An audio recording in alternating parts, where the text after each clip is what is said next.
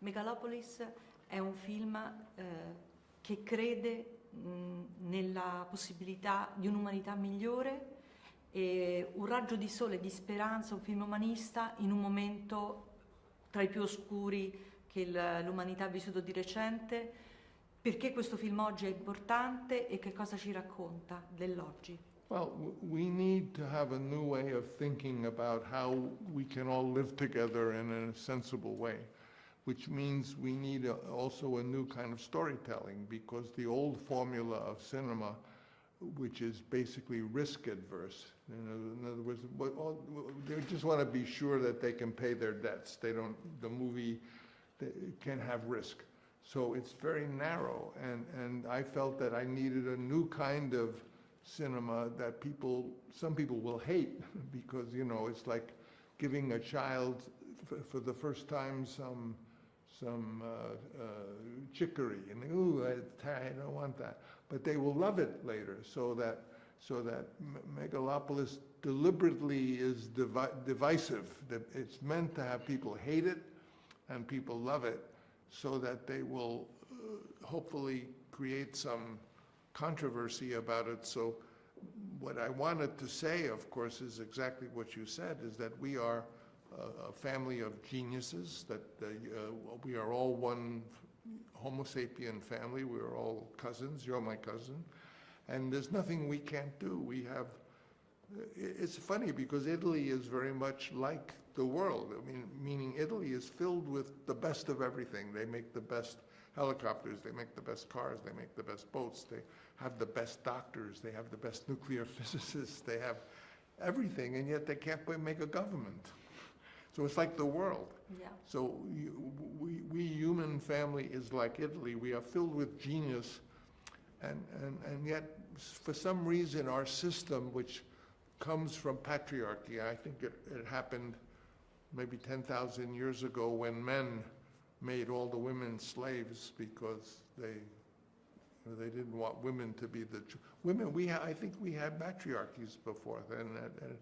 Women being life givers, women are good government. Even today, Angela Merkel was helpful, and there's a woman in Finland who's very good, in New Zealand and in Copenhagen.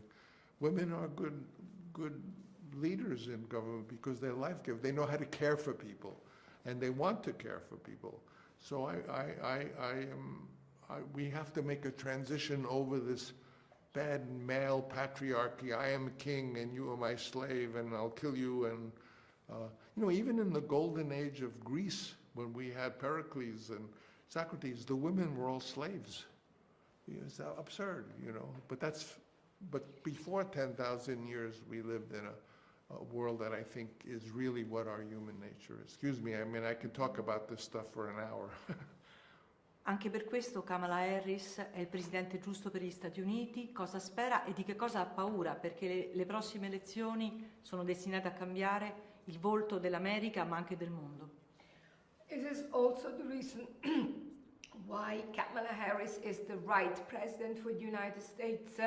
And what do you fear and what do you hope? Because next elections will change the face of America, but also the face of the world. It's interesting because 10 years ago, when I said I want to make a movie about Rome, but it's America as Rome, everyone said, why do you want to do that? Well, this is why I wanted to do that, because we in America have a Senate, and the senators now are basically more concerned, like the Roman senators, with their wealth and their power, and they're not running the country well. And we have this male tough guy, Mussolini, saying who doesn't even tell the truth, and it's a very dangerous moment in American history. And we don't get we're all geniuses, I believe, but we don't always get the gift we want. So my gift is, I have some gifts, but one gift I have is that I'm like Cassandra of old. My films tell the future, and nobody believes me. So when I wanted to do Megalopolis 10 years ago, people didn't know why, but now they know why, because it's happening in front of us. My answer to your question is yes, I think Kamala would be a great president. She's a very effective prosecutor. She's a very brilliant person, and I would think that America will benefit. Also, it's a lie what Trump says. America is very prosperous now. There's inflation all over the world, but America is rich. You know, so, but you know, I've never been good at politics. La mia ultima domanda è l'emozione più grande, il ricordo più bello che ha dell'Italia, di un incontro, di una... Of Italy, wow, Yes. that's a most beautiful. In Italy, I have so many feelings because I was raised at a time I was born in 1939, so I was raised at a time, believe it or not, Americans didn't know what pizza was when I was a kid. Pizza came to America when the soldiers came back after World War II from Naples. So my mother would say to you, "Oh, Francis, you're lucky you're an American. Your name is not Francesco," which is what it really is. It's Francis, and they didn't teach us Italian because Italy and the Italians in those days were poor and frowned upon by the Irish who had come before. And my father would say, "No, but you're also Italian because they invented all this great thing, and they made, you know, Verdi and opera and Monteverdi and all this great." So I thought, I'm so lucky. I'm American and Italian. I'm Italo-Americano. And I was the first one in my family to come to Italy and go to even the little town in Lucania where they talked about, and we still ate the food of Lucania even though we were in New York, you know. No, it was so emotional to actually.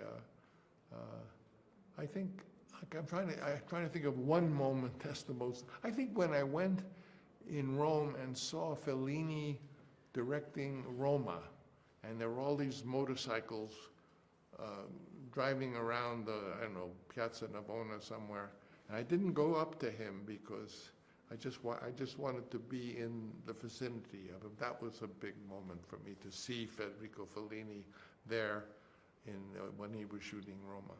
And you are here, and there is a street with your name. It's crazy.